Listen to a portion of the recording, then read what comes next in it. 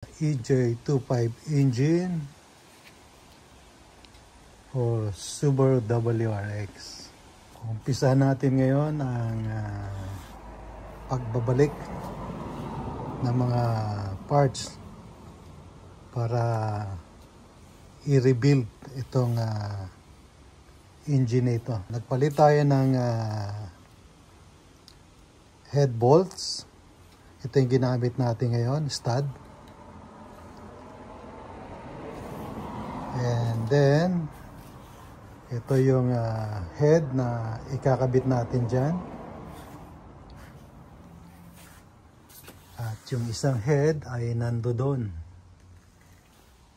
So ito naman ang ating gagamiting head gasket.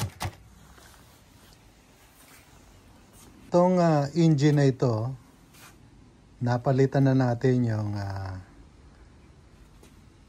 main bearing.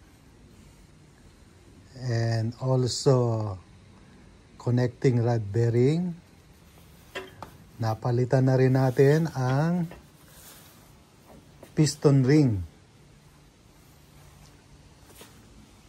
So ito ang ating next project ngayon.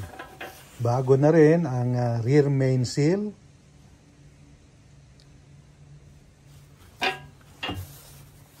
Main seal ay napalitan na rin natin.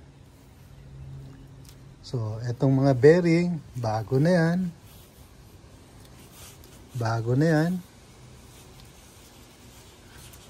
Yan, mga bago na yan. Okay, so let's see.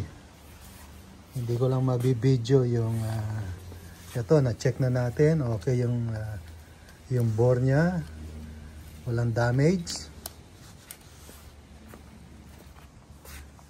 And this one, wala rin damage. So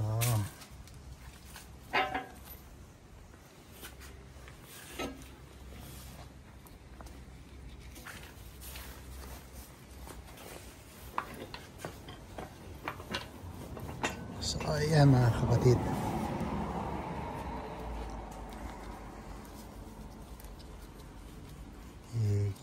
I-clean lang natin to bago natin ikabit ang head gasket.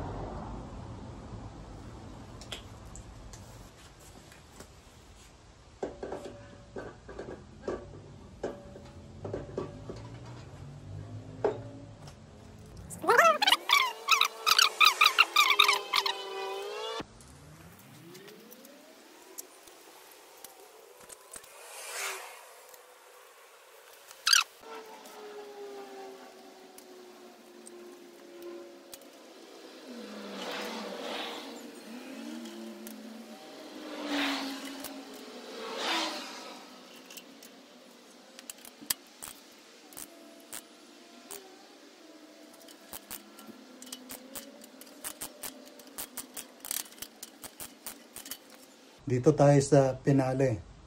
90 foot-pounds. So 1, 2, 3, 4, 5, 6. So ito na yung final torque natin. 90 foot-pounds.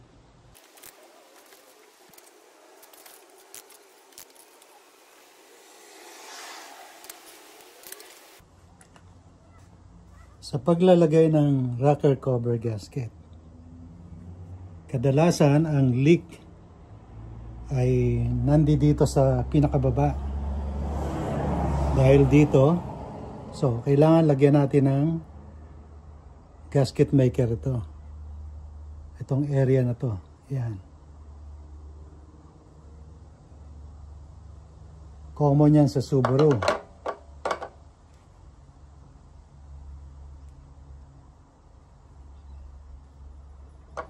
So dito sa corner. Sa corner.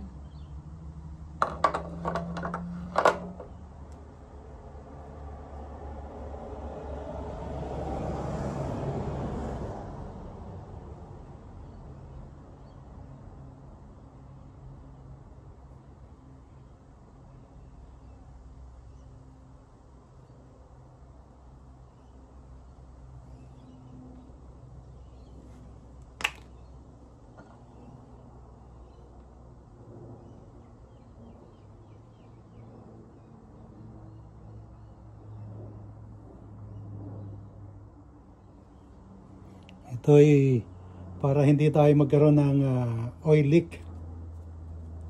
Yan.